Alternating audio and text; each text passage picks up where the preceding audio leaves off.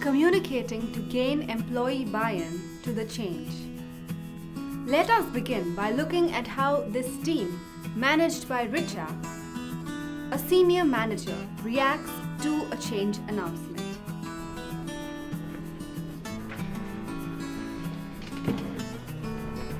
Is everyone here? Okay, there's something I need to tell you all. As you know, I don't like beating around the bush, so I'll come straight to the point. The company has decided to revise its exit policy, and as part of the new policy, the notice period for employees who will be exiting has been increased from 1 month to 3 months. Any questions? Okay, so if there are no questions, we can wrap up this meeting. Okay? And then, Richa's team bombards her with a plethora of questions and concerns, clearly indicating their feelings and emotions regarding the change.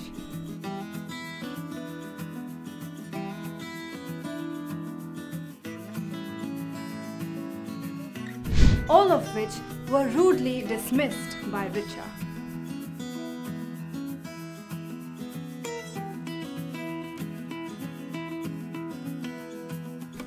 And then, Richa ends the discussion by saying, Now here's the thing. The policy change is not my decision. So throwing questions at me, throwing tantrums or rebelling against the change isn't going to help. My job is only to convey management's message to you all, and I've done that. So I don't think I need to spend more time trying to convince you all to accept the change. But if you do have questions, concerns or doubts, please direct them to the HR SPOC. Alright? Did you notice how Richa's team members reacted to the change announcement? In the beginning, they were shocked into silence for a few seconds. Eventually, as they recovered from the shock, they tried communicating their dissatisfaction through various verbal and non-verbal cues.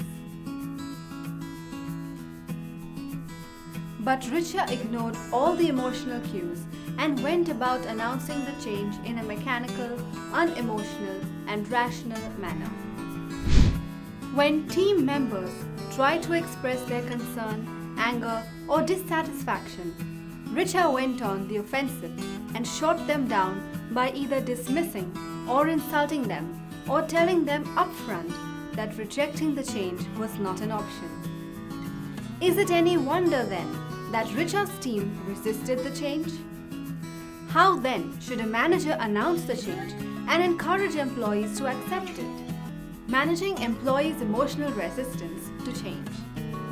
A study conducted by researchers John Cotter and Dan Cohen revealed that managers initially focus on strategy, structure, culture, or systems in most change situations, which leads them to miss or ignore people's feelings and behavior towards the change.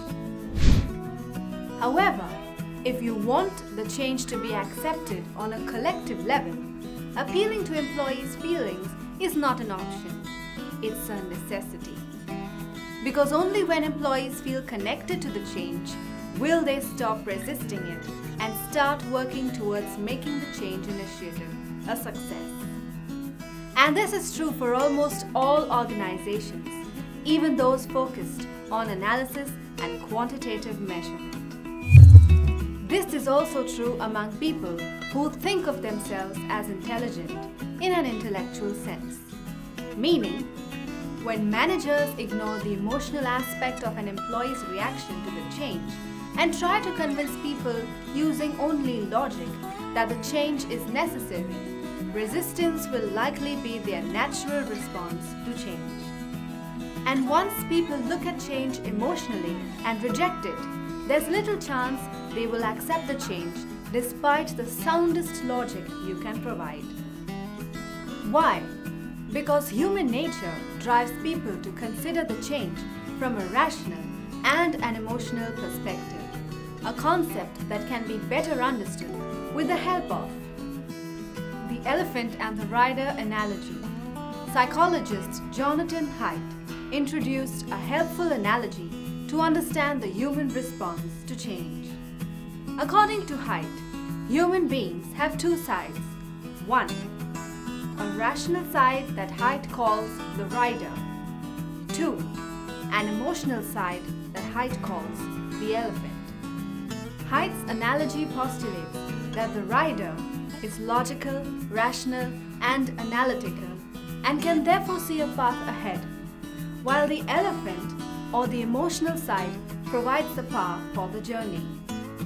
However, the elephant is irrational and driven by emotion and instinct. Therefore, if for any reason the elephant, the emotional side to us, does not agree with the rider, the logical side to us, the rider will not be able to keep the elephant on the road long enough to reach the destination.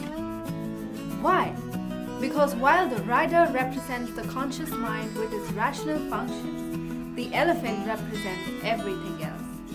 All the internal presuppositions, subconscious motives, layers upon layers of raw experience, and even genetic inclinations.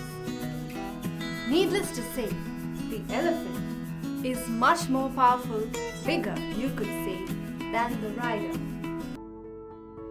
Discovered something new? Hit like, share, and subscribe to keep the knowledge flowing.